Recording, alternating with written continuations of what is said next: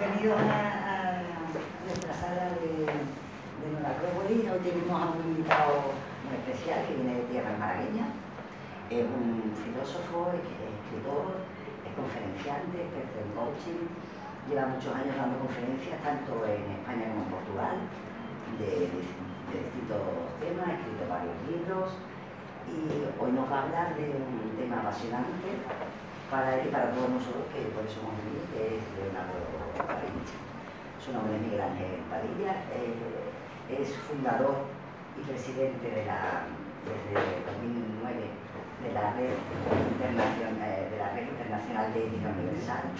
También es vicepresidente del Club UNESCO de Málaga, Educación, Cultura y Paz.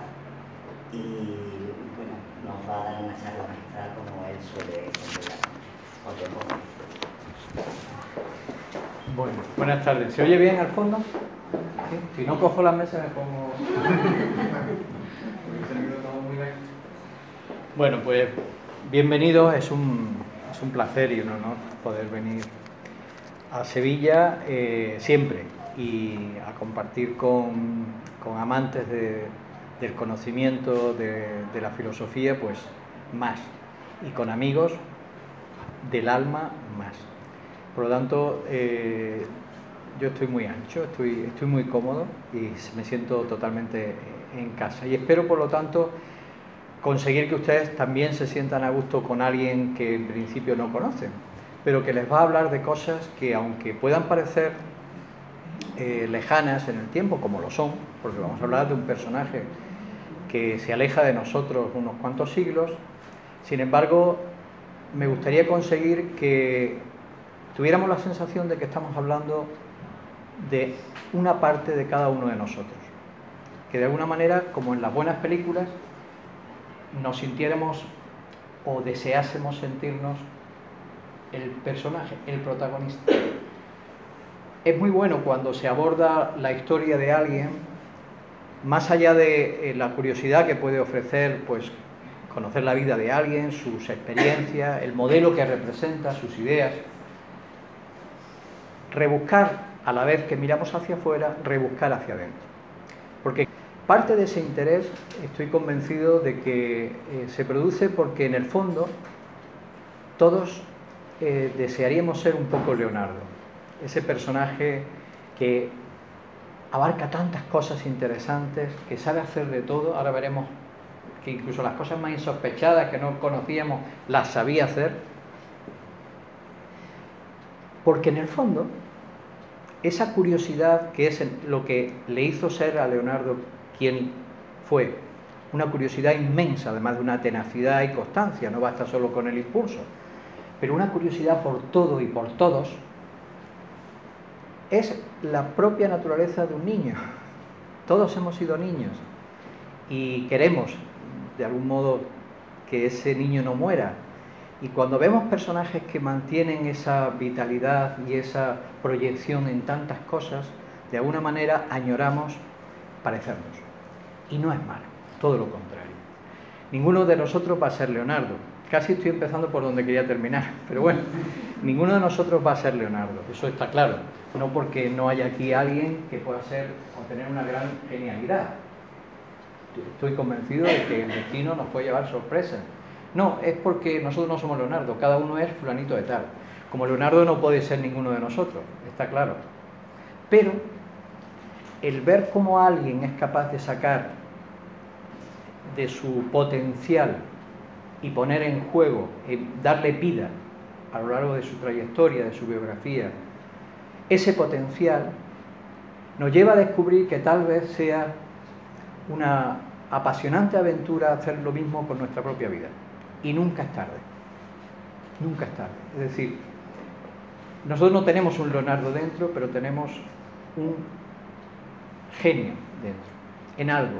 No me refiero a ser un maestro en algún arte, alguna técnica, alguna línea del conocimiento. Simplemente tenemos una semilla gigantesca que necesita florecer.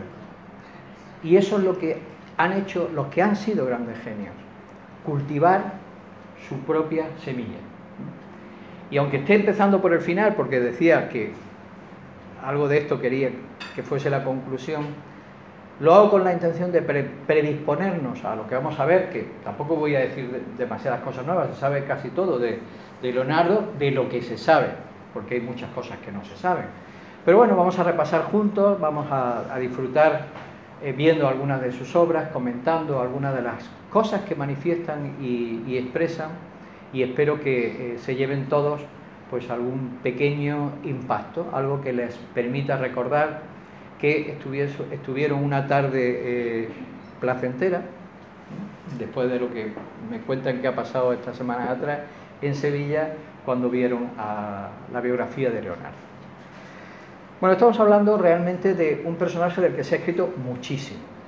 Hay más de 2000 obras escritas sobre Leonardo, que casi hablan más de las personas que las han escrito que del mismo Leonardo, porque como es un personaje tan curioso, singular, que aborda tantas cosas y del cual además hay un componente de misterio importante, me van a pedir que coja el micrófono y me lo ponga aquí. Me lo pongo aquí, venga.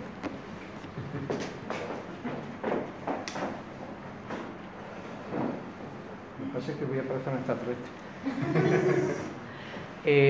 Como decía, como hay una gran cantidad de elementos enigmáticos dentro de su personalidad, también en su propio mensaje, en su propio pensamiento, que se trasluce en su forma de crear, de investigar. Los que han escrito han visto a Leonardo muchas veces lo que les gustaba ver y han proyectado sus intereses, su personalidad, y vamos a encontrar versiones de Leonardo infinidad. Hoy, como eso es casi consustancial al ser humano, no va a ser de otro modo. Entonces van a ver otra versión de Leonardo. Porque obviamente yo me voy a detener, voy a destacar pues aquellas cosas que me llaman la atención. A lo mejor, uniendo con lo que decía al principio, pues aquellas cosas que me gustaría descubrir también a mí. Y que cuando lo veo en alguien, digo, pues mira, estando en un ser humano es posible que alguna vez yo pues llegase a eso. A lo mejor no en esta vida, dentro de 10, pero bueno, soñar es gratis. Nos encontramos en una época de transición, más que de transición, de un esplendor, de una salida, de una etapa de cierto oscurantismo, el Renacimiento, que va a dar muchos frutos muy significativos en todas las líneas del conocimiento de la actividad humana. Pero hay una serie de ejes fundamentales que distinguen al Renacimiento y que le hacen tener esa peculiaridad que le diferencia de lo que ha sido la Edad Media, para muchos una edad bastante más oscura. Y es el hecho de que cambia el eje de interés. Si bien en la Edad Media podemos hablar de una sociedad y de un pensamiento teocrático, donde el eje es el concepto de Dios y el ser humano mira hacia la divinidad, como más lo que hace es dar testimonio de la grandeza de Dios.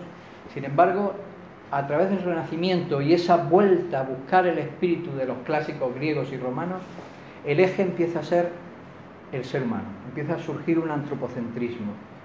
Ahora interesa al ser humano sus características, su potencial y su desarrollo.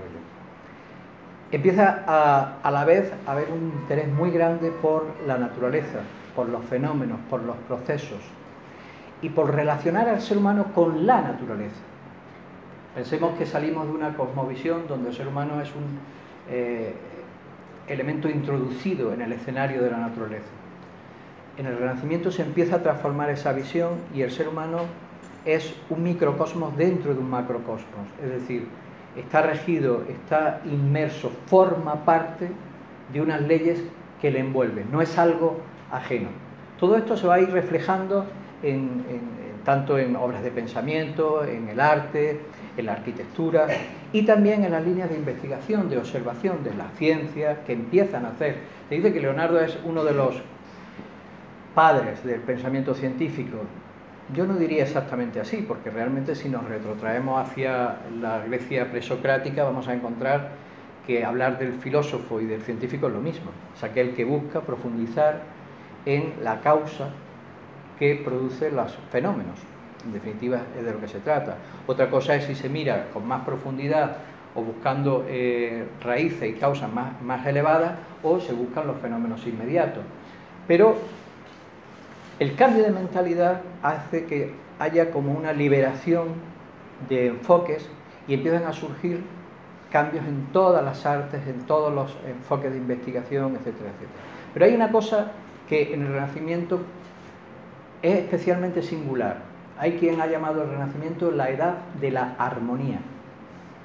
Porque en el Renacimiento todavía, aunque haya una eclosión de líneas de acción, va a haber una vuelta a las matemáticas, la gramática, interesa la arquitectura, la pintura, todo empieza a desarrollarse en todas direcciones. Leonardo es un exponente, además, de cómo abarca todas eso. Sin embargo, la relación que se sigue manteniendo entre todos los elementos y que da la idea de totalidad, de unidad, de globalidad, nos habla de la armonía. De hecho, una de las características del Renacimiento, se ve muy bien en música, es cómo se pasa de los cantos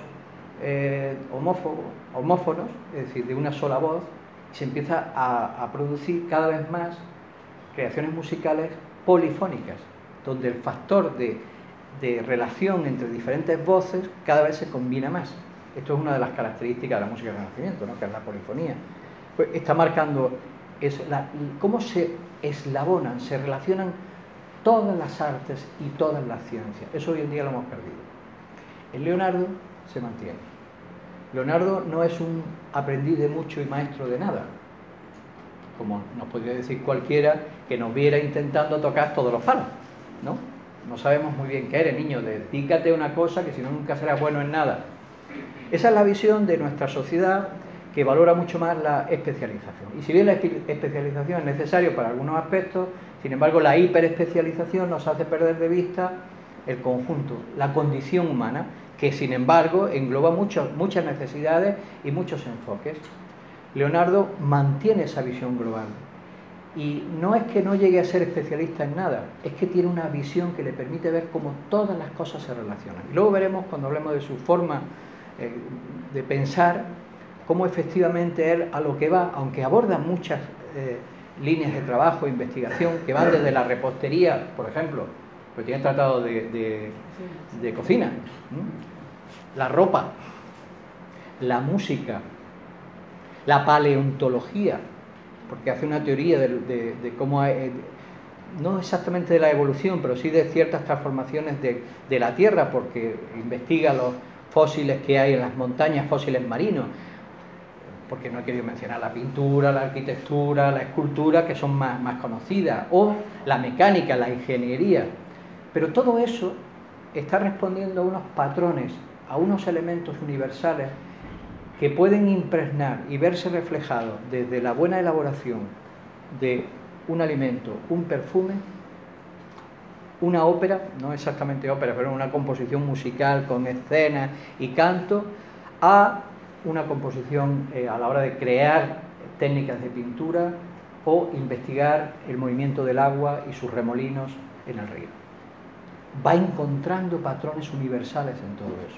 Eso es lo que le hace ser singular, una persona que puede abordar cualquier aspecto porque no se queda en la superficie, sino se eleva por encima para ver cómo las cosas se relacionan. Bueno, ese es el Renacimiento. El Renacimiento, además, propicia las ciudades, hay ya un crecimiento mayor de los burgos, de la actividad económica también en las ciudades, aparece el mecenazgo, que es lo que permite que estos personajes realmente puedan trabajar, porque por regla general, y no sé si aquí, bueno, me consta que sí, que hay artistas, los artistas suelen ser malos gestores económicos, es decir, les cuesta, ¿no? Y esto ha pasado siempre, es decir, los grandes artistas en la historia han tenido siempre mecenas o quienes realmente han llevado su gestión económica o le han permitido poder crear respaldándolo económicamente, pues si no, no hubieran creado, se hubieran perdido en el caos de la rentabilidad, ¿vale? Vamos a ver entonces primero una pincelada rápida del personaje.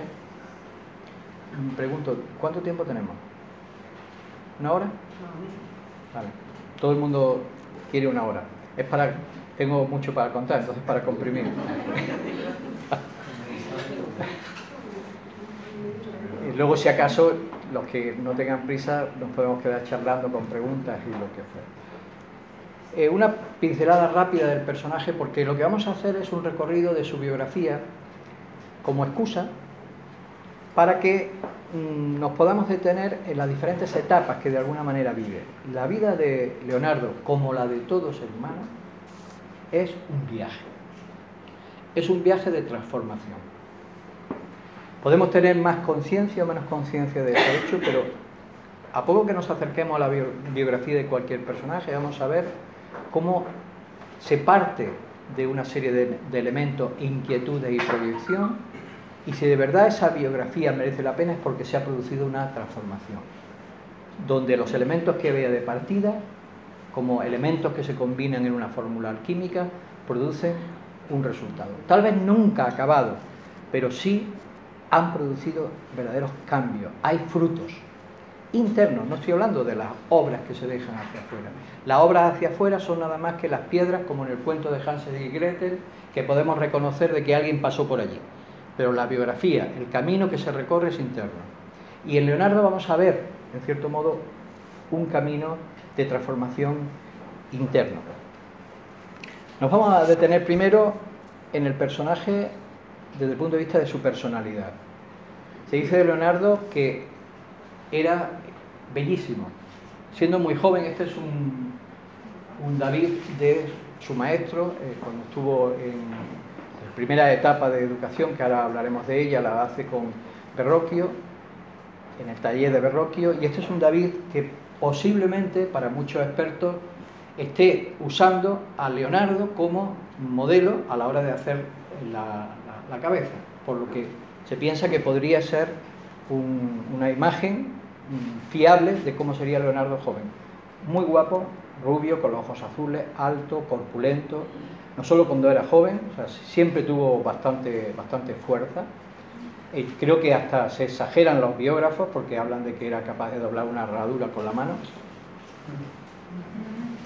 Creo que sí, o la herradura era muy fina entonces, o Leonardo tenía alguna máquina que había inventado para que su mano pareciese una mano, pero era un alicate o algo parecido. Bueno, se habla de él que era corpulento, con muy buena presencia, muy elegante, una persona muy volcada hacia la conversación, hacia las relaciones públicas, en contra de lo que se ha dicho en algunos casos de que era una persona solitaria, osca, es más bien Miguel Ángel.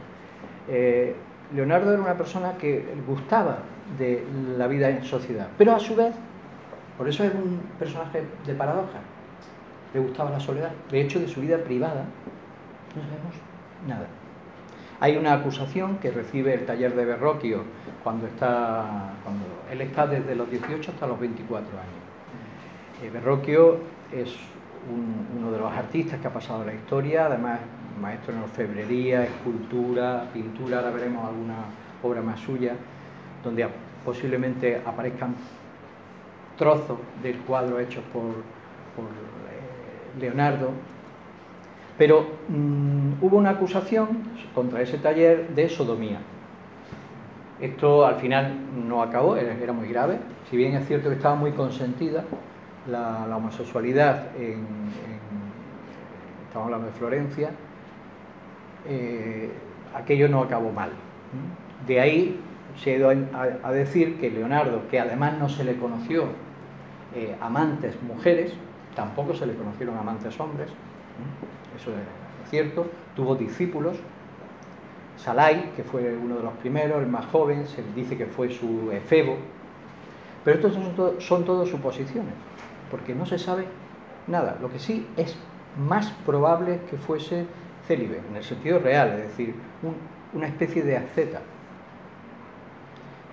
Pero son suposiciones, no se sabe, no trascendió nunca nada de su vida privada. No se casó, por lo demás, por las peculiaridades que hoy en día podría llamarnos la atención, porque hoy son normales, pero no las imaginamos en el Renacimiento, pues saber que era vegetariano. Pero además amaba inmensamente los animales. Hay una anécdota que creo que la escribe Vasari, uno de sus biógrafos, uno de sus más grandes admiradores y el que más escribe sobre él, que dice que un viajante que había ido a Oriente, cuando vuelve al condado de los Sforza, a Ludovico Sforza le cuenta lo que ha estado viendo allí. Entonces le habla pues de que ha visto que hay brahmanes. Entonces le pregunta que qué son los brahmanes. Y dice, pues los brahmanes son una gente que ni come carne y además respeta a todos los seres vivos, como nuestro Leonardo. Esto está recogido como una anécdota, ¿no? Porque comparaban lo que había visto este hombre en su viaje a la India con Leonardo, porque decía que era parecido a nuestro querido Leonardo, ¿no? Leonardo era muy querido entre la gente, pues se hacía mucho respetar, era afable a la vez que distante, bromista. Otra de las cosas curiosas que se cuenta de él es que había inventado una especie de cera. Claro, es la expresión que se usa en aquel tiempo. Hoy nos podemos imaginar que cera no podía ser. Elástica, con forma de animal, y que la soplaba, se inflaba y surgía un animal. Entonces lo soltaba entre la gente y empezaba a volar, claro, mientras perdía el aire, como un globo, exactamente igual, ¿no? Y él pues se reía mucho, la gente también. Imaginémoslo creando para la sobrina de Ludovico Sforza el banquete, ¿no? Bueno, hizo un banquete impresionante y monta una esfera del mundo donde hay 12 cantantes en el perímetro de la esfera, que va girando, y con un amigo que no se sabe muy bien si es el que compone la letra o la música. Lo cierto es que entre dos montan una especie de ópera donde cada vez que gira la esfera, con todo lo que eso tiene que suponer desde el punto de vista de ingeniería, de escenografía, pues uno de los cantantes canta algo relacionado con un planeta, y así los 12 planetas, y se lo cantan a la sobrina, ¿no?, en su boda. Y realmente ir a un evento donde supiesen que estaba detrás Leonardo era todo un acontecimiento. Quiero decir que era conocido, pero era conocido no como artista, sino como un personaje curioso. Por supuesto, hizo muy buenas obras de arte, pero muy pocas, realmente muy pocas. Y nos podemos preguntar, si hizo pocas obras, ¿cómo sabemos tanto de él? Porque sabemos muchas obras que nunca han llegado a nosotros, pero que existieron. Porque tuvo la buena fortuna de escribir muchísimo. Y han llegado a nosotros casi 5.000 páginas escritas de su puño y letra, con investigaciones en todos los campos. Hizo un manual de pintura, por ejemplo, bueno, notas que luego su heredero lo compiló en una especie de curso manual de pintura. Es decir, que como escribió mucho y de todo, pues sabemos todo lo que abordó. Y como los biógrafos, sobre todo Vasari, que es el biógrafo que más va a desarrollar lo que había vivido, aunque no llegó a conocerlo, creo, porque son 20 o 30 años después, pero está en una etapa muy cercana, pues recoge muchos elementos fiables, ¿no? Entonces, por eso sabemos quién fue Leonardo, porque por la Mona Lisa solo, por San Juan, no se puede construir un personaje así. Lo sabemos porque han llegado a nosotros narraciones, biografías de él. ¿Qué hubiese sido si realmente hubiesen llegado todo lo que posiblemente hizo? Que hizo bastante, algunas cosas se destruyeron.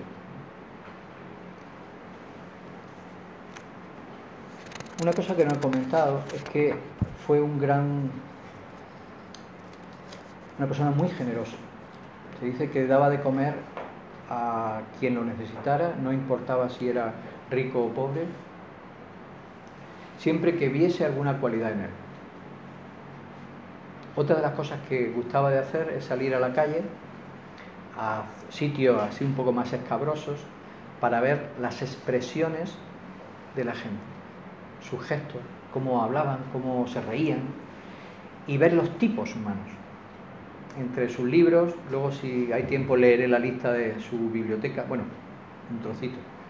pero una de las bibliotecas que le acompañó en uno de sus viajes, que él hace una relación y se ha conservado, pues hay estudios de fisionomía asociada a la psicología, también es muy de la época, ¿no? Aquí tenemos uno de los retratos que, como todo lo de Leonardo está en discusión,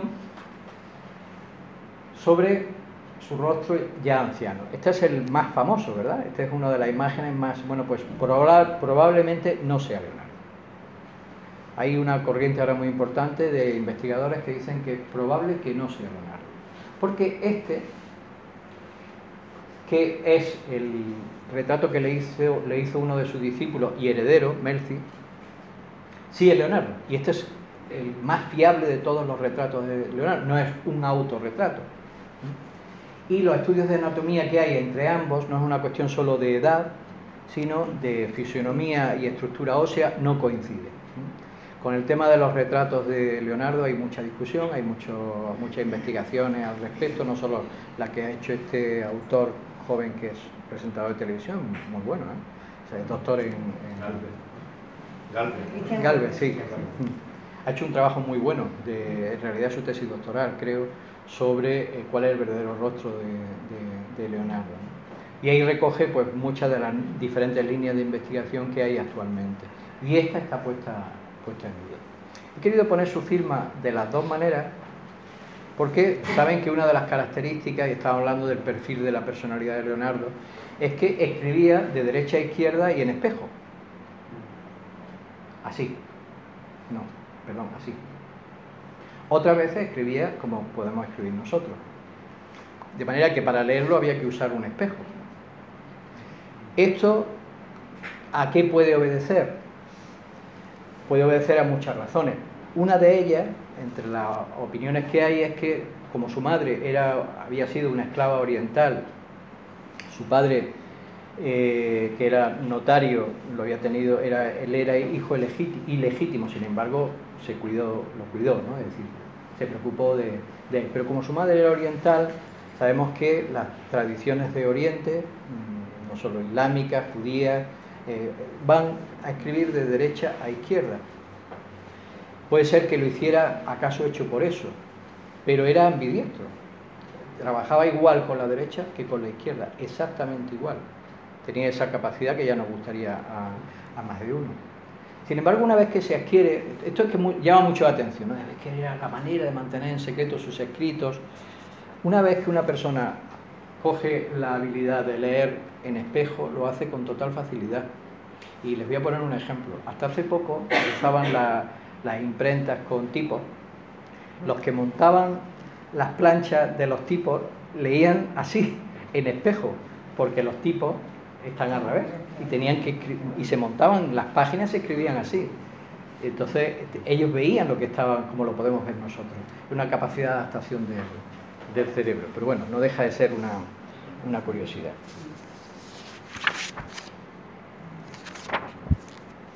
Campos que tocó Leonardo, antes hemos mencionado. Bueno, posiblemente me habré dejado algo. Música, poesía, pintura, escultura, arquitectura, gastronomía, moda, escenografía, perfume. No he puesto medicinas, pues también hizo ciertos compuestos farmacéuticos. Botánica, zoología, anatomía, ingeniería, mecánica, hidráulica, óptica, filosofía, literatura, astrología, paleontología. ¿Qué le faltó? Y además, bueno, eso de que dormía a lo mejor formaba parte del club de las 5. ¿Sabes lo que es el club de las 5? ¿No lo han oído? Hay una teoría que yo creo que es cierta, ¿eh? En parte, solo en parte. El hecho de que hay mucha gente que a las 5 se despierta, esa es la parte verdadera. El hecho de que los que se despiertan a las 5 sean genios no es la parte verdadera. Pero sí se da una constante de que hay muchas personas que duermen muy poco, aprovechan muy bien y sin embargo ese tiempo donde no se hace nada generalmente público o de obligación, sino por propia voluntad o desarrollo personal o placer, da para desarrollar muchas cosas, ¿no? Y Leonardo dormía poco. Seguro.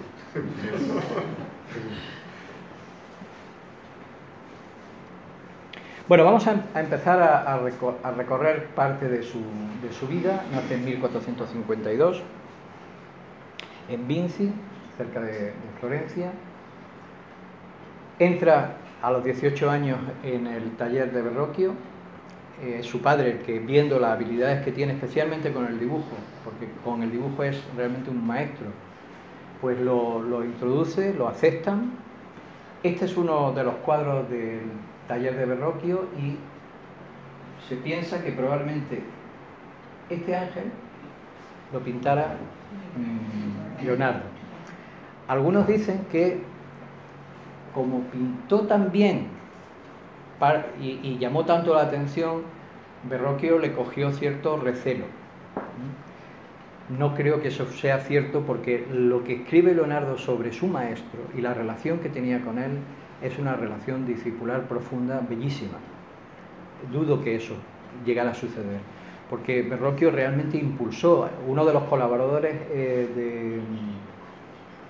de Verrocchio es Botticelli, del taller de Verrocchio. Leonardo debió de conocer a Botticelli, no le gustaba mucho como los cánones de Botticelli. Pero Leonardo va a introducir unos cambios importantes y lo vamos a ver luego después.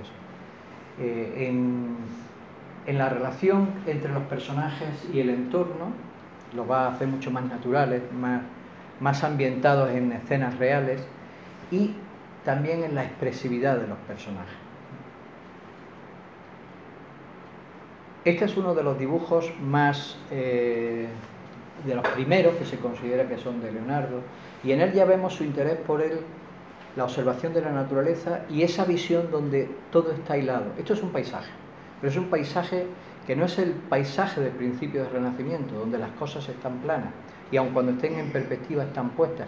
Esto es un paisaje creíble, parece un paisaje zen, se parece mucho a los paisajes de inspiración oriental, chino, ¿verdad? Donde todas las partes configuran un todo, hay una unidad esencial, cosa que en la mayoría de los cuadros que hasta entonces estaban haciendo no había esa unidad. Los personajes no estaban integrados realmente en el paisaje. Había paisajes muy planos, muy geométricos. Este es otro cuadro de esa etapa. Y posiblemente, volvemos a lo mismo, el ángel podría haber sido hecho por Leonardo. Como todo esto, pues no dejan de ser especulaciones, pero bueno, es interesante saberlo, porque además hay patrones que se repiten hasta casi la Gioconda, de cierta expresividad en los rostros. A los 24 años va a pasar un periodo de independencia, es un periodo relativamente corto, unos 4 a 8 años aproximadamente, donde va a establecer relación con los Médicis, hace trabajo él solo, no está mecenado. Sin embargo, en ese periodo parece que va a conocer la Academia de Marsilio Ficino y de lo que sería la escuela neoplatónica que se había puesto en marcha en Florencia. En aquel tiempo, pensadores, científicos, filósofos, artistas, que era todo uno, no es el caso solo de Leonardo, sino en general, o al menos combinaban, si no la música con la filosofía. Siempre había algo de ciencia, de arte, de filosofía, de pensamiento. Solían reunirse en encuentros que son narrados por diferentes autores y que debieron de ser muy interesantes para conversar. En Florencia se empezaron a traducir, a rescatar los textos de Platón y se puso en marcha una escuela hermética muy importante. Gran parte del trabajo de Leonardo refleja algo de esa relación que debió de tener. No fue la única, pero lo que sí es cierto es que los que pertenecían y se movieron tanto en escuelas herméticas o neopitagóricas como la platónica de Ficino y de Pico de la Mirándola, llevaban cierto secreto en esa relación. ¿Por qué? Por una cosa muy simple: la Inquisición,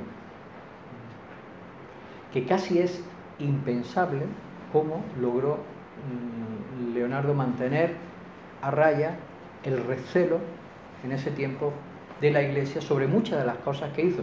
Por ejemplo, disecciones, porque hace unos estudios de anatomía sobre cadáveres increíbles, y que trabajaba con disecciones, eso estaba absolutamente prohibido, pero debió de tener una gran diplomacia, una capacidad de no meterse en problemas impensable. Hay una referencia, no podría decir ahora mismo qué biógrafo es el que la menciona, a cómo responde ante la posible cuestión de la autoridad de la Iglesia, y no la cuestiona en ningún caso. No, por supuesto, lo que diga la Iglesia, no, por supuesto. Pero, por supuesto, déjame trabajar. Que no tiene ningún interés en entrar en polémica, ni en intentar cambiar de frente el pensamiento del mundo que le rodea, cosa que otros filósofos posteriores sí lo harán, y lo harán también para bien, porque la historia de la humanidad necesita ciertos choques, ¿no? Y uno de ellos fue el Giordano Bruno, que acabó quemado en la hoguera en el 1600, estamos hablando de 100 años después, pero en pleno Renacimiento. Esta es otra de las pinturas primeras que se atribuye a Leonardo, está inacabada, la Adoración de los Magos, y en ella vamos a entender lo que decía de cómo al principio la idea del paisaje no está, aquí hay una perspectiva, pero no está unida, no hay un todo, es simplemente está de fondo. La naturaleza es un escenario, es un fondo, es el punto de partida. A partir de ahí, él va a interesarse mucho por la naturaleza y a introducir a sus personajes en la naturaleza, donde la naturaleza ahora sí arropa a los personajes, lo vamos a ver después. Aun cuando sea un retrato de la Virgen, ¿no? Pero aparece las montañas, los árboles, las plantas alrededor, es decir, ya están dentro del cuadro, no es simplemente un fondo.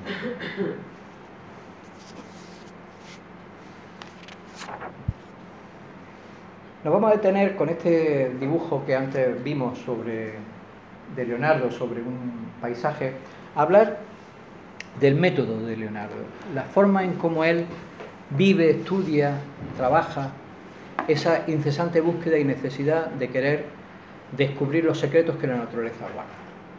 Nosotros estamos acostumbrados ya a la ciencia, pero pensad que estamos en un tiempo donde la experimentación, la experiencia como tal, no tiene ningún valor por encima de la ley dada por revelación divina. Sin embargo, el Renacimiento trae esa necesidad de experimentar, de buscar. Para Leonardo, la experiencia de uno es capital. De hecho, lo que permite al ser humano conocer no es repetir lo que otros han dicho, sino experimentar lo que otros pueden a lo mejor apuntar o tú sientes que puede ser verdad. Pero experimentar. Os leo un pequeño fragmento de esas miles de páginas que escribió, que habla sobre esto.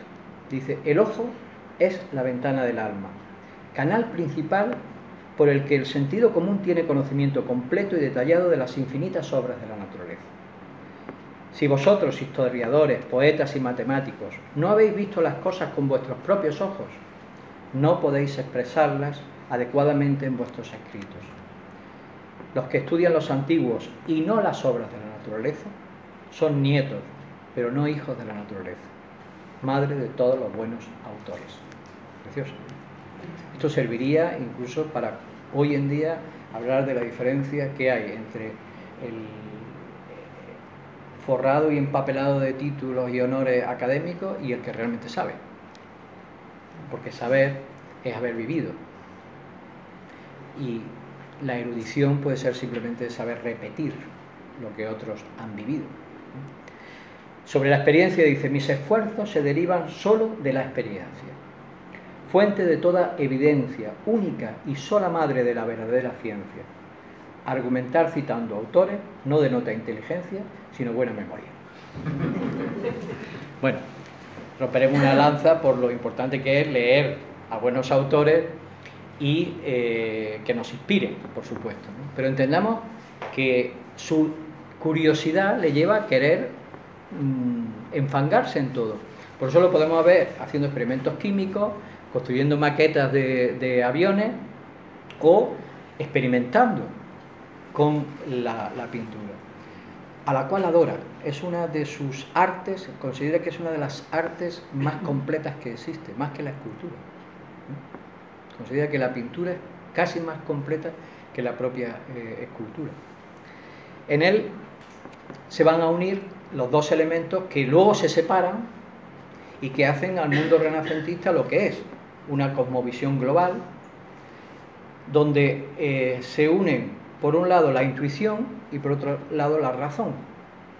Hoy, cuando hablamos de ciencia, enseguida nos vamos al método deductivo, ¿no? La deducción como vía científica consiste en observar fenómenos, sacar ciertos patrones y elucubrar una teoría, que luego va a ponerla en prueba, viendo si realmente se repite siempre o no. Pero hay otra vía, que es la de la intuición, que es la vía inductiva, que es que la observación de algo active dentro de ti, a través de la analogía, ciertas experiencias o conocimientos que ya están en ti, que pueden haber sido endoculturados o no, y que de pronto te permiten comprender algo, que es una forma de intuición, es cuando de pronto lo ves.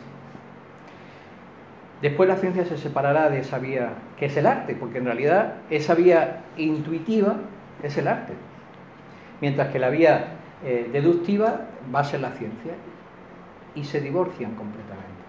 En Leonardo están unidas. Por eso Leonardo no elabora teorías científicas sobre los fenómenos naturales. Y esto es una cosa curiosa, es decir, tanto como escribió, tantas cosas como observó, y no se le ocurre elaborar una teoría para explicar, no sé, pues desde por qué se caen las manzanas de los árboles, la teoría de la gravedad, que ya tardaría tiempo. Pero es que no tiene interés, no quiere elaborar teoría. ¿Qué está buscando? Está buscando patrones. Él observa fenómenos y los describe. Y empieza a descubrir que detrás de esas formas hay esquemas, patrones, modelos que se repiten en muchísimos ámbitos de la vida. Y descubre cómo el pelo enroscado de una mujer o de un chico, el torbellino de agua en un río, o el ruido del viento y las nubes formando espirales, tienen patrones comunes. Y él va buscando esos patrones, porque considera que todo lo que se ve tiene un espíritu, de alguna manera se podría decir que es cierto modo, no exactamente como se entendería en Oriente, pero es un panteísta, porque entiende que todo lo que hay, todo lo que vemos, no es nada más que la manifestación de algo que intenta expresarse a través de lo que vemos, y él quiere buscar lo que no se ve. Una de las vías, y que se va a dar muchísimo en el Renacimiento, es la geometría, es decir, ver estructuras geométricas, pero no se refiere solo a líneas geométricas.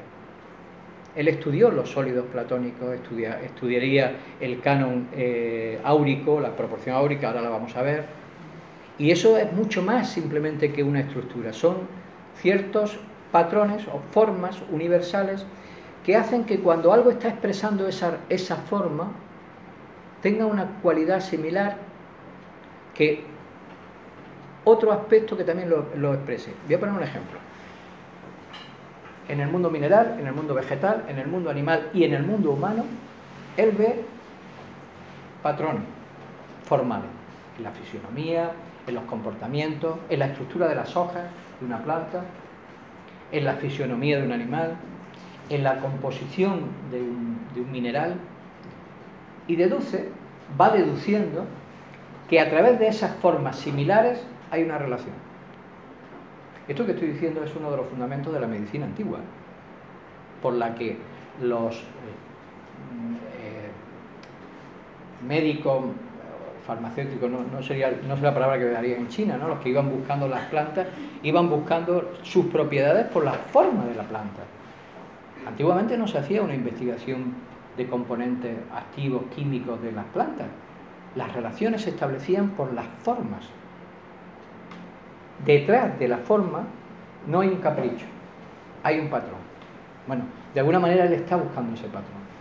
Y llega a una conclusión muy curiosa, que es uno de los últimos dibujos que va a hacer, lo vamos a ver al final, y es uno de los patrones fundamentales por los que se rige la vida, que es la espiral, el torbellino, que aunque es muy bonito, sin embargo, nos exige aceptar la idea de que todo nace y muere. Y sin embargo, si no acepta el hecho de que lo que nace surge de lo que ha muerto y lo que ha muerto resurgirá en una nueva forma, pues se vive una especie de angustia existencial, que es un poco lo que sucede hoy en día, que no aceptamos ese cambio de generación continua donde las cosas no perduran, sino que se transforman, y nos aferramos, sin embargo, a las cosas como son, vamos, como las vemos. Como decía, busca, es que estaba, conforme lo contaba, estaba buscando la palabra, isomorfismos, es decir, formas similares, ¿no?, en los diferentes reinos de la naturaleza. Bien, nos vamos a adentrar en una de las etapas más fructíferas, que es la etapa de Milán. Va a ser contratado por Ludovico Sforza. Se conserva la carta de presentación que él le envía para convencerlo de que lo tome a su servicio. Entonces le dice todas las maravillas que puede hacer. Parece la carta de un ególatra impresionante, porque dice: se hace de esto, le puede hacer los otros puentes, armas de guerra, puede hacer lo que quiera, ¿no? Bueno, no sabemos si realmente era vanidad, cosa que dudo, o si era habilidad. Lo cierto es que Ludovico Sforza lo toma a su servicio y va a ser una de las etapas más científicas, más fructíferas. En ella vamos a ver el desarrollo casi de todas las líneas de investigación. Una de las cosas que además solía deslumbrar a la gente, su habilidad musical. Se dice de él que tenía la capacidad de componer, de improvisar poemas y cantarlos en el momento. Ahí aparece una viola de plata que le regaló Ludovico. De plata ahí no se ve, pero la carcasa de atrás es de plata. No se conserva esa, se sabe cómo era, ¿no? Y él tocaba la viola como tal, ¿no? Y gustaba de cantar, pero de cantar dándole mucha expresividad a la letra. Esto tiene un valor importante porque en el Renacimiento, antes hablé de que es la edad de la armonía, el elemento armónico musical, es decir, las simetrías, proporciones, es decir, la matemática de la estructura musical es muy importante. Pero empieza a surgir un elemento que hasta ahora no había estado, que es la expresividad emocional, lo que se llama la mímesis. Es la capacidad de representar y de expresar emociones, y que en sus cuadros también van a aparecer. Ya los personajes están expresando su personalidad, sus emociones, sus miedos, etcétera, etcétera. Y es cuando empiezan a surgir mucho el poeta músico, que es un arquetipo griego y que se cultivaba por los filósofos, los artistas. Gustaban de hacer encuentros donde improvisaban momentos poético-musicales. Nos podemos imaginar, ¿no?, que tuviéramos aquí ahora a alguien y que en un impasse que hiciéramos pues se pusiera a improvisar, no algo soez o extraño, ¿no?, como un rap de droga. Hay raps que no son de droga, ¿eh? Pero hay una diferencia entre una composición de viola cantada con una afinación vocal a simplemente soltar lo que te va viniendo. Hemos perdido mucha calidad, lo cual es triste, porque si simplemente fuésemos capaces de cultivar lo bueno con la creatividad que tenemos, sería maravilloso, pero hemos primado la creatividad y hemos destrozado la calidad. Siempre es imposible juntar las dos cosas, qué pena, ¿no? Sería ideal que se pudieran juntar. Hay muchos instrumentos que inventó. Aquí tenemos una especie de preacordeón, que es un órgano de papel, donde los fuelles son de papel y es portátil.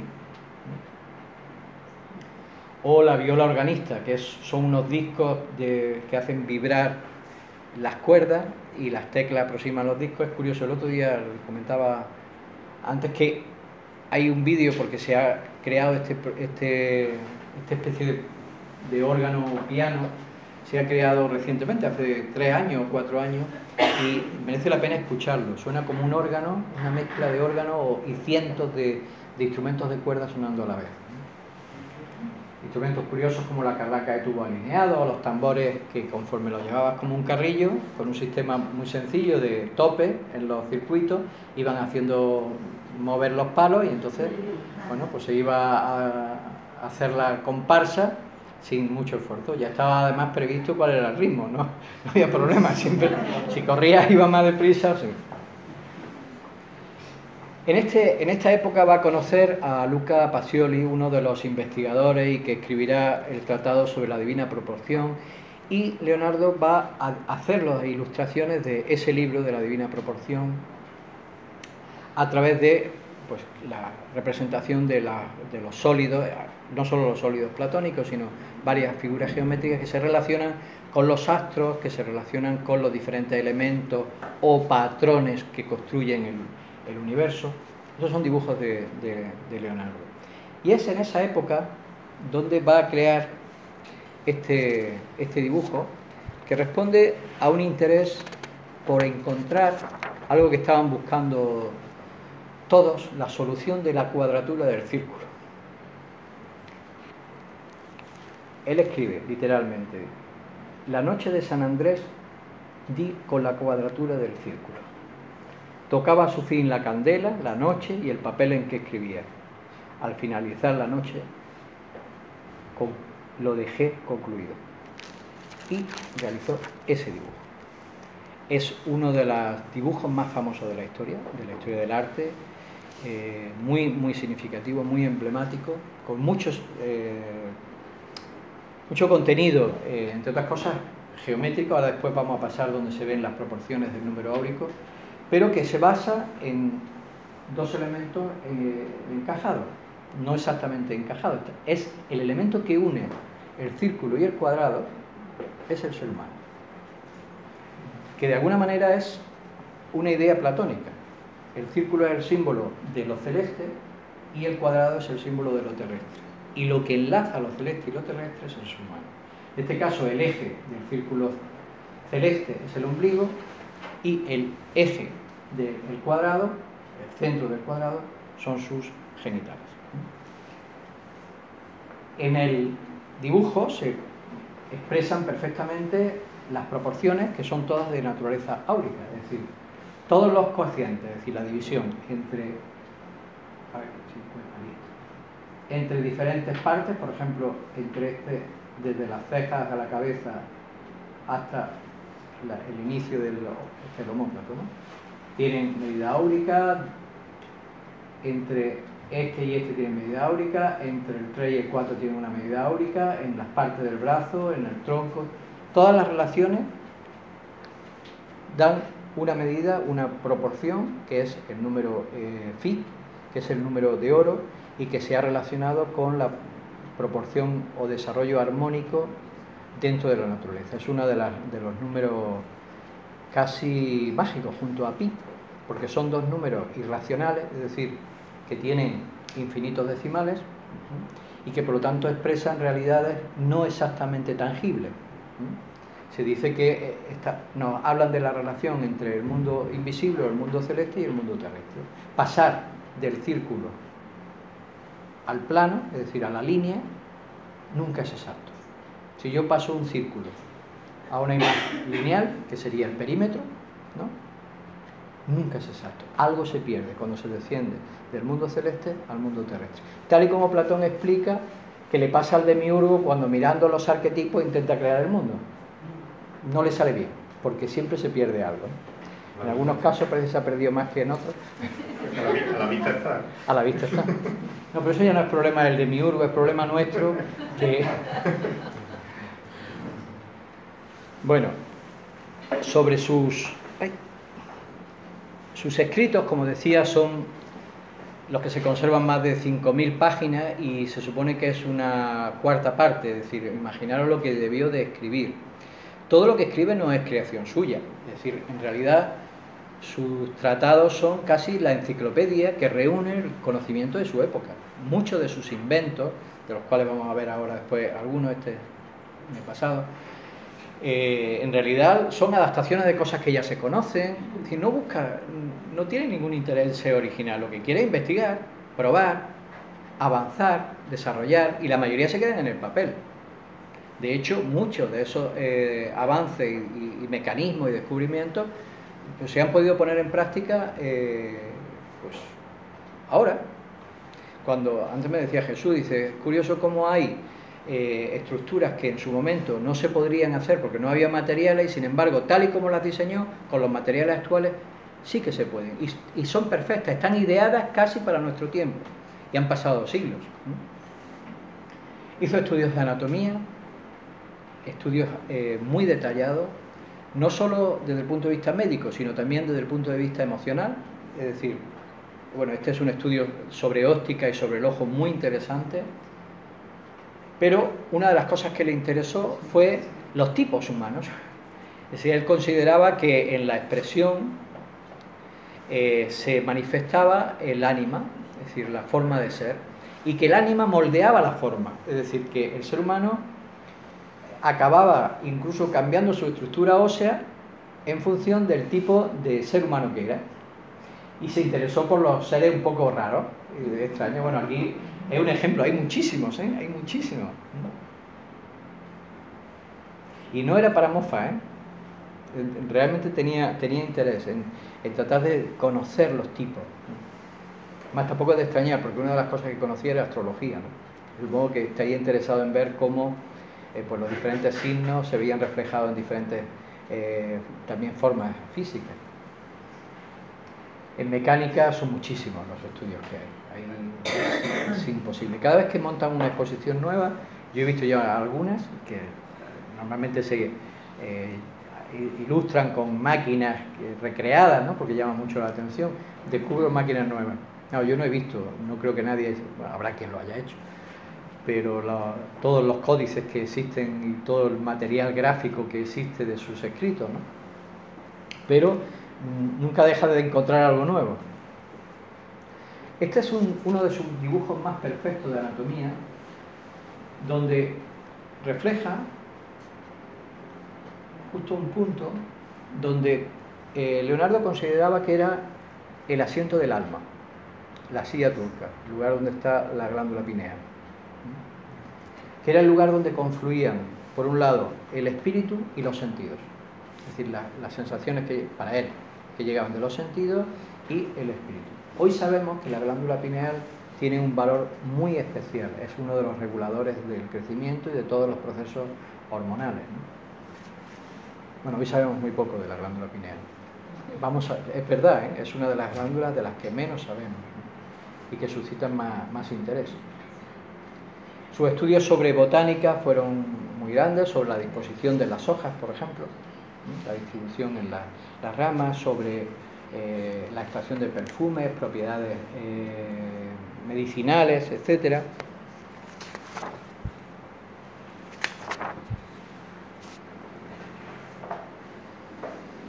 Los estudios de anatomía. Como decía, Leonardo era vegetariano, tenía un amor enorme por los caballos, de hecho tuvo bastantes caballos, tuvo unas cuadras, pero en general amaba todos los animales. Yo mismo, como a su vez también me han trasladado en alguna conferencia, me preguntaba, como me han preguntado, ¿cómo puede ser que alguien que amaba la vida, respetaba tanto la vida, a la vez diseñara máquinas de guerra?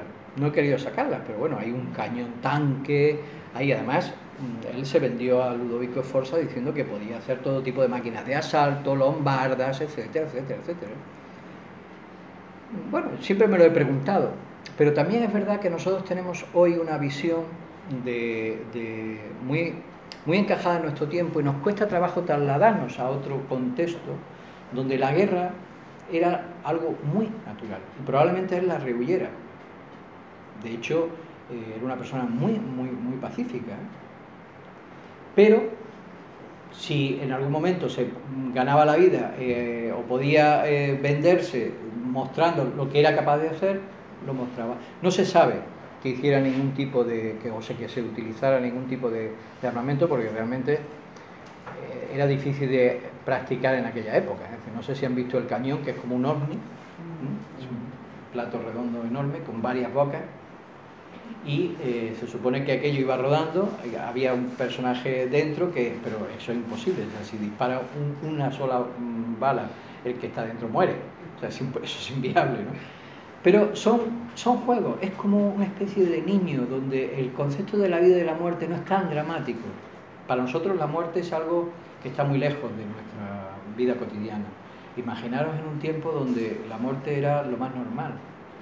Yo me acuerdo cuando me decía mi abuela que lo normal en su tiempo era perder 1 o 2 hijos. Todos lo habremos oído, ¿no? Hoy en día nos dicen eso. Bueno, hoy lo que no es normal es tener ni siquiera 2 hijos. Si encima los pierden. Pero no es que fuese normal, no es que fuese aceptado. Pues no pasa nada, se ha muerto, obviamente, no estamos hablando de eso. Pero estaba integrada la idea de la vida y de la muerte. Entonces, probablemente, para poder entender esa dicotomía que se da en este caso, pues tendríamos que trasladarnos de mentalidad, y cuesta mucho trasladarnos de mentalidad. Otra de las cosas que no sé si conocen es la capacidad de creación de fábulas. Leonardo va a inventar muchos cuentos con animales, fábulas morales, donde además siempre va a destacar 2 cosas fundamentales. Una, la humildad. Es decir, va a poner de relieve lo peligroso que es la vanidad. En casi todas, ¿eh? O bien son sobre temática de la soberbia, o bien son de la importancia que tiene el estudio y el conocimiento para desarrollarte como persona, para poder proyectarte como persona. Va a hacer mucho hincapié en el esfuerzo y el conocimiento. Sumar esas 2 cosas, saber y esforzarse.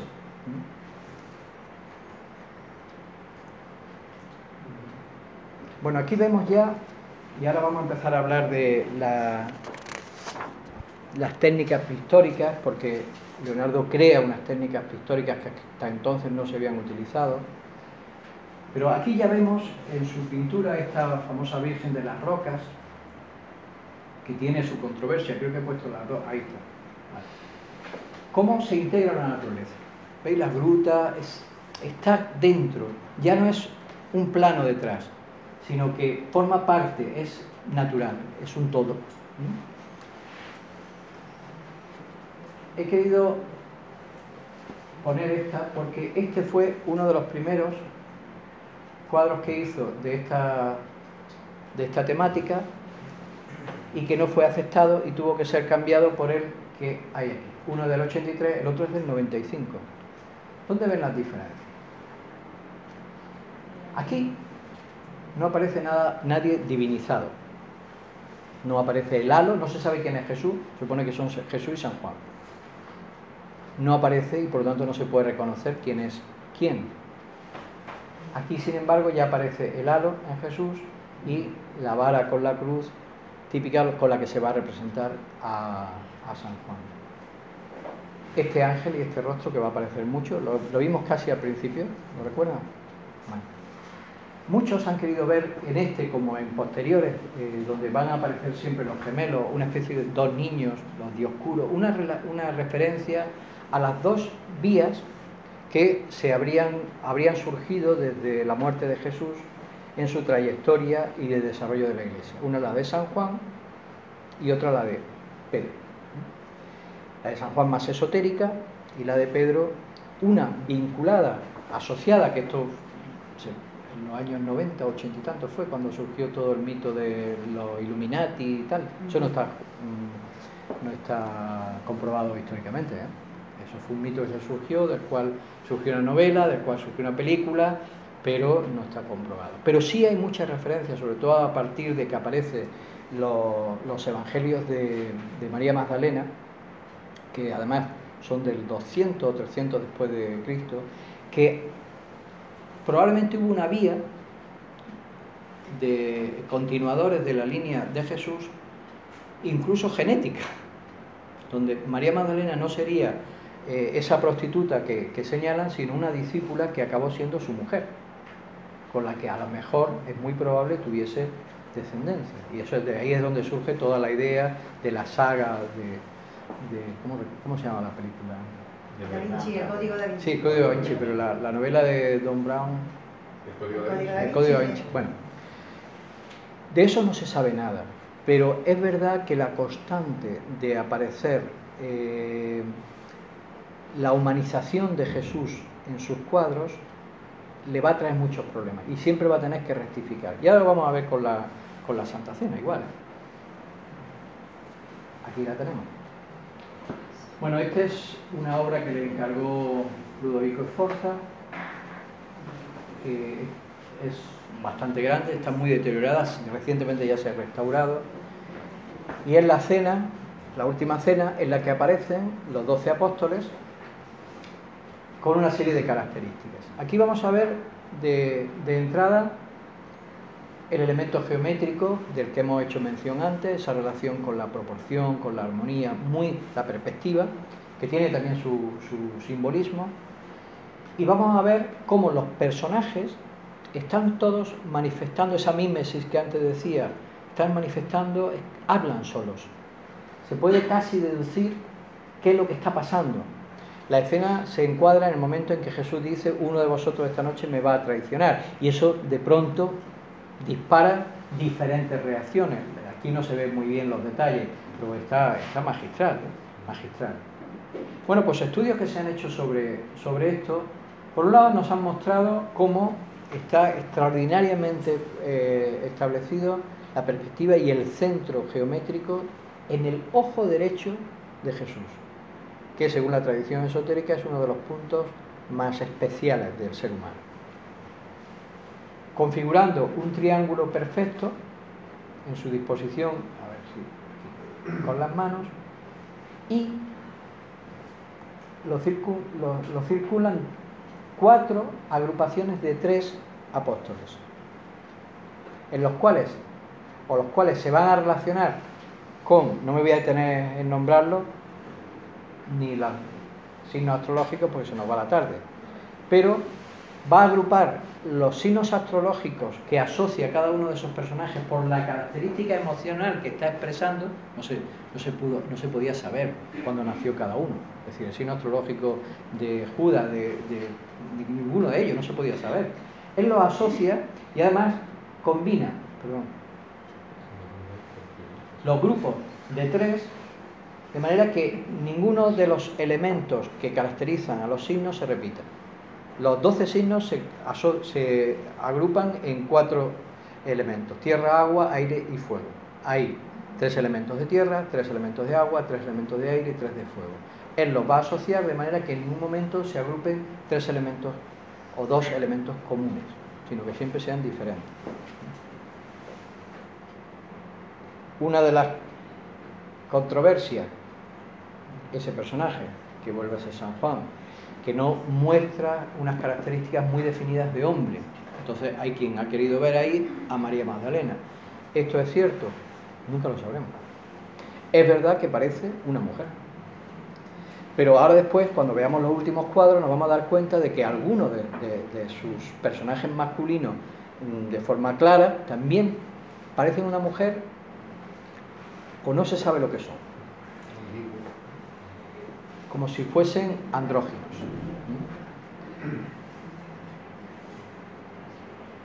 Aquí vemos otro de los cuadros. Esto es una copia que se hizo posterior, porque lo único que se conserva es esto. Entonces esto debió de ser en 1510, pero según yo tengo entendido, esta no la llegó a pintar él, debió de ser algún alumno o algo.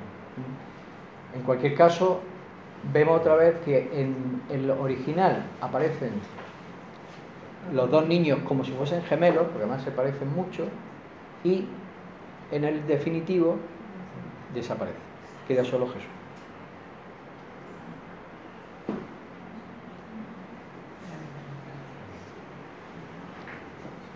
Esta es la copia, se me había confundido, esta es la copia anónima, porque de Leda y el Cisne no llegó nada más que bocetos. Una perfección y un cuidado en lo que son los rizos, estos son bocetos de lo que va a ser la cabeza de Leda.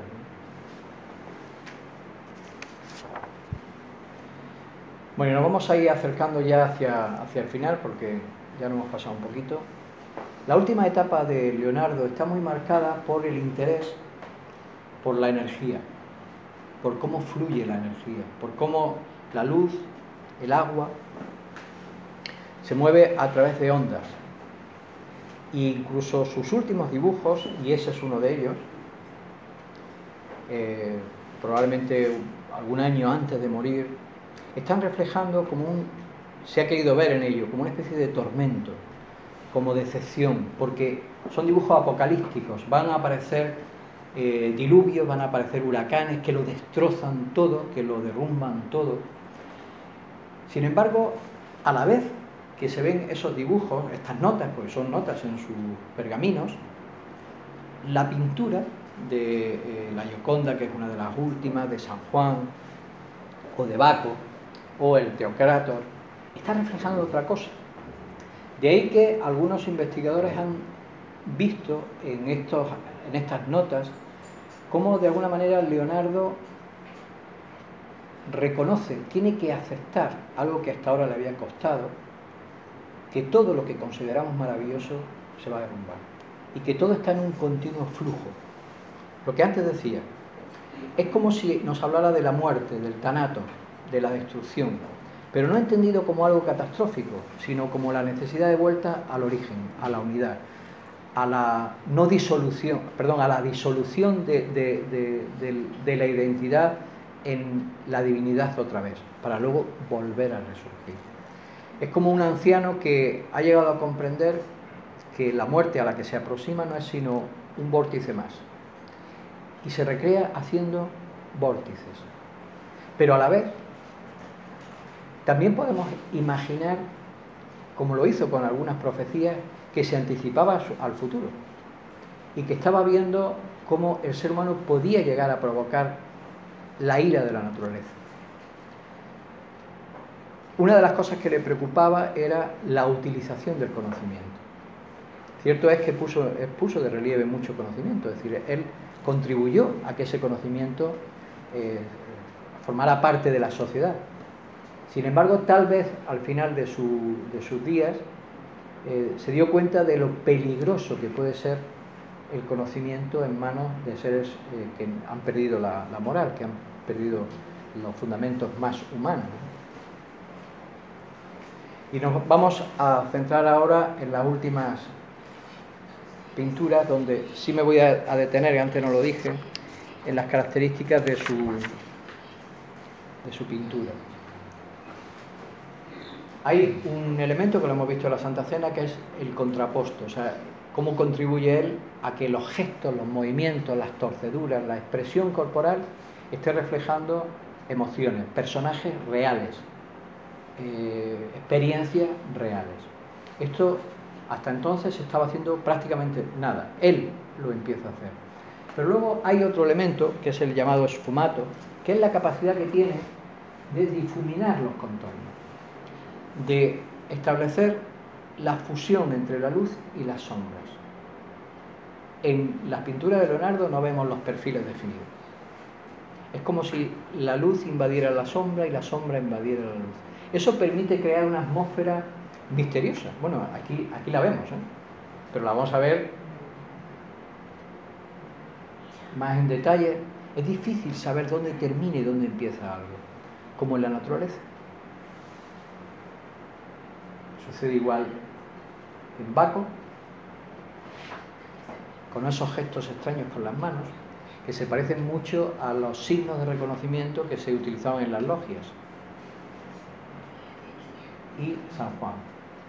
Y luego hay otro elemento, vuelvo aquí, se ven los demás, que se ha llamado teoría de los ecos visuales.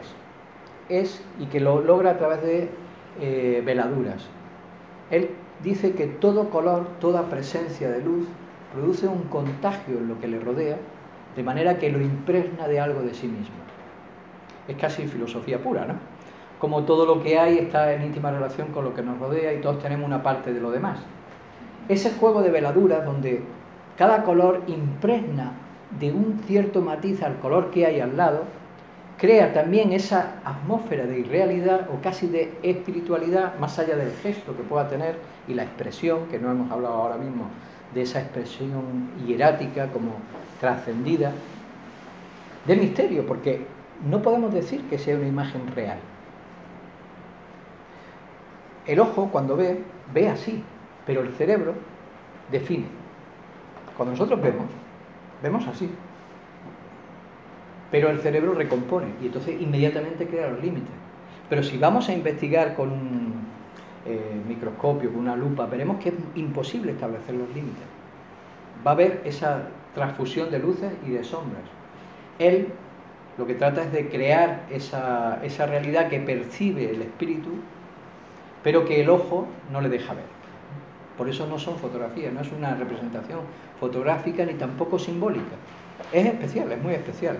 Hay gente que no le gusta, y le gusta más la etapa posterior del Renacimiento, donde, por ejemplo, un Rafael define muchísimo más las figuras, ¿no? Estas tres, porque aquí aparece la Gioconda, estas 3, 4 últimas cuadros de su última etapa, tienen un elemento en común, y que casi culmina en la famosa sonrisa de la Gioconda. Son una mujer, son un hombre, aquí parece evidente que es una mujer. Perdón. Aquí se parecen que es el mismo modelo, ¿eh? Incluso aquí, por la barba, ¿eh? Pero la mirada, bueno, tal vez nos hable, y antes mencionamos su relación con las escuelas neoplatónicas y herméticas, de esa culminación, síntesis, donde Leonardo tal vez hubiese llegado, y es a descubrir cómo más allá de la dualidad, cómo más allá de esa lucha vida-muerte, se encuentra la síntesis a través de aquel que reconoce lo que permanece a través del tiempo. La sonrisa de la Gioconda, esas expresiones de serenidad, a lo mejor nos están hablando de esa sonrisa hierática de los antiguos etruscos o de las figuras griegas pre-helenísticas, es decir, de las etapas arcaicas, incluso, si me apuráis, de figuras egipcias donde no hay expresión humana, hay como un estado de felicidad que no consiste en una exaltación de las emociones, sino en una satisfacción del alma que se reconoce en lo que está haciendo, en lo que está viviendo. Lo que los griegos llamarán ataraxia, tal vez se parezca mucho a esto, que manifiesta solo una mueca en el rostro que es serenidad, pero a la vez no es tragedia. No es la serenidad triste, es la serenidad de quien confía en el futuro, más allá de la tragedia de lo momentáneo. Cuando vemos la Gioconda y decimos, bueno, es tan fácil pintar una sonrisa, muchos lo han intentado imitar. Hay un grado de perfección en lo que expresa que descubres que no es una sonrisa humana. No es porque ni él fuera extraterrestre ni estuviese pintando un extraterrestre. Es un estado del alma que no es exactamente emocional. Bueno, la verdad es que todo lo que hemos hecho ha sido suponer. Y suponer, y suponer, y suponer. Porque más allá de los hechos objetivos, que son algunas de sus obras, algunos de sus escritos, algunos muy, muy interesantes, algunas reflexiones morales y filosóficas muy interesantes, realmente es un personaje enigmático. Pero como todos los personajes enigmáticos, al final lo que provocan es nuestra imaginación. Y como no podemos hacer sino imaginar desde nuestra realidad, desde cada uno desde su ser, pues tal vez nos invita a imaginar lo que nos gustaría que fuese. A lo mejor Leonardo es una invitación al ser humano a descubrirse, porque ciertamente es demasiado como modelo para que lo tomáramos como un arquetipo, ¿no? Se nos escapa, es tan grande en tantas cosas, tan bueno en tantos campos, pero solo con que cogiéramos esa idea, que es la expresión firme del humanismo, que nace en el Renacimiento, de que el ser humano tiene un potencial extraordinario y que lo que hay es que de verdad potenciar la libertad de poder coger las riendas de tu propia vida y desarrollar ese potencial más allá de lo que pueda haber alrededor, entonces sí que nos habrá dado una lección, y esa es útil y es aplicable, porque la gran obra maestra de Leonardo no es ninguna de sus obras artísticas, es habernos demostrado que él cogió las riendas de su vida libremente, eligió un camino y más allá de lo fácil o difícil, que lo tuvo muy difícil, hemos hablado muy rápido de cómo pasó de una etapa a otra, más allá de todas las adversidades, tratar de desarrollar lo que le latía dentro. Esa es una lección. El ser humano puede realizarse a sí mismo. Y yo me quedo con eso. Y como a mí me ha servido, pues intento que los demás, sea eso o otra cosa, pues también les sea útil. Porque queremos a un Leonardo da Vinci vivo. El personaje que murió, como todas las formas, se transformaría, y a saber su espíritu en qué investigaciones esté ahora. Pero sigue vivo, en el momento que lo que hizo fue encarnar algo que es atemporal, que es ese espíritu de superación y de imaginación humana. Y nada más, muchas gracias.